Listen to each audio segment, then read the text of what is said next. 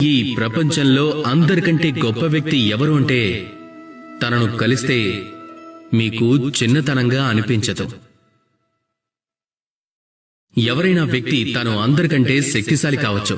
మీరు తన ముందుకు వెళ్తే ఇక తను మీ లోపల ఉన్న శక్తిని బయటకు తీసుకుని రావాలి.